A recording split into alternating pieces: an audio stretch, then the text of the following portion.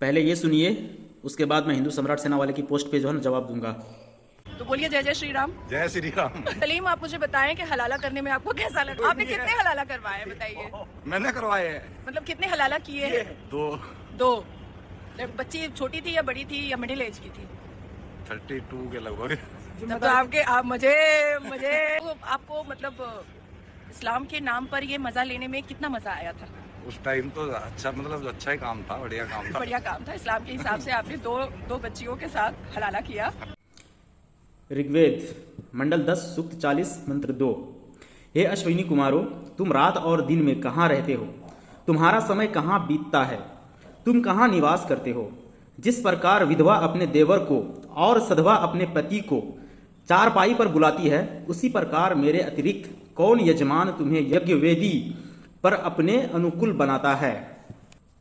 इस मंत्र में यह कहा गया है कि देवर और भाभी एक आपस में संभोग के लिए उतावलू होते हैं और भाभी अपने देवर को बुलाते हैं अपने साथ संभोग करने के लिए, यानी हलाला करने के लिए। मनुस्मृति अध्याय 9 श्लोक 59। संतान के अभाव होने पर पति या गुरु के नियुक्त आज्ञा से स्त्री को देवर या स्पिंड यानी खानदान में से कोई पुरुष के साथ मनुस्मृति अध्याय 9 श्लोक 60 के अनुसार संतान प्राप्त करना चाहिए।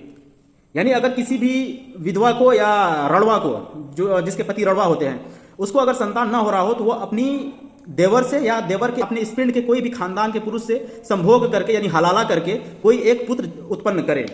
मनुस्मृति अध्याय 9 मंत्र 60, 62, 63, 64। विधवा स्त्री में पति या गुरु से नियुक्त देवर या स्पिंड यानी खानदान में से किसी भी पुरुष को शरीर में घी लगाकर मौन होकर यानी चुपचाप होकर रात में भोजाई से संभोग करके एक पुत्र को उत्पन्न करे, दूसरा पुत्र को कदापि उत्पन्न न करे। यानी देवर अपना शरीर में पूरा घी लगाएगा, उसके बाद रात में जाकर के जो है अपनी भाभी से हलाला करेगा। महाभारत 1 अध्याय 95 श्लोक 48 से लेकर के 55 तक वेद व्यास के बारे में है। सत्यावती ने महर्षि व्यास जी को मन ही मन में चिंतन किया। फिर तो व्यास जी उसके आगे प्रकट हो गए और बोले, क्या आज्ञा है माता?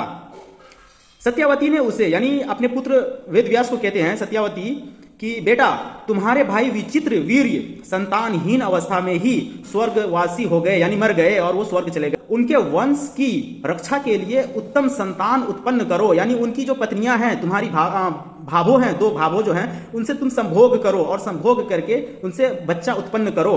उन्होंने तथा वस्तु कहा। धृष्ट, पांडु और विदुर इन 3 पुत्रों को उत्पन्न किया।